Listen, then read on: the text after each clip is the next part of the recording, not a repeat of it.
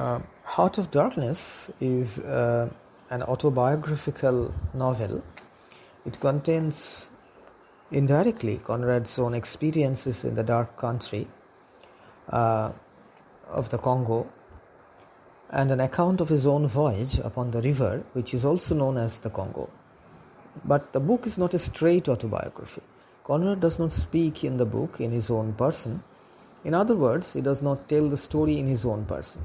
The main story of the book is told by a fictitious character having the name of Marlowe, and there is another narrator in the novel too.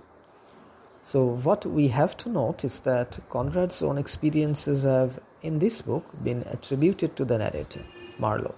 In other words, Marlowe's account of his experiences in the Dark Continent is largely Conrad's own. Similarly, Marlowe's reactions to what he saw in the Congo are also largely Conrad's own reactions to what Conrad had himself seen in the Congo. At the same time, it has to be pointed out that though the book is largely autobiographical, it is not wholly so.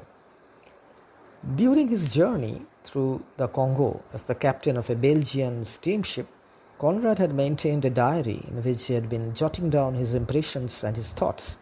Of course, these jottings were sketchy and very brief. In fact, these jottings were a kind of shorthand notes which he kept for his own personal use at a later time. In writing Heart of Darkness, Conrad drew mainly upon this diary. In other words, the diary which Conrad had maintained during his exploration of the country called the Congo and the river Congo afterwards served him well as his source for the writing of the novel. The book is a marvelous record of Conrad's own experience of white imperialism in the Belgian Congo and his impressions of the native people and also of the whites who exercised their authority over them.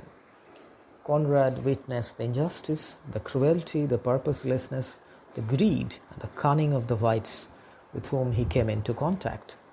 And he also witnessed the exploitation of the savages, the subhuman conditions in which they lived, and the misrule to which they were subjected.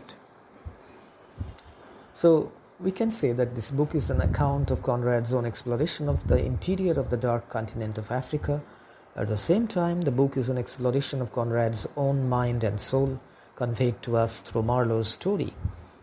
As important as Marlowe in this book is the character of Mr. Coates, because the book is also an exploration of the mind and the soul of a white trader or merchant visiting the Congo and in course of time becoming identified with the natives, though retaining his own identity.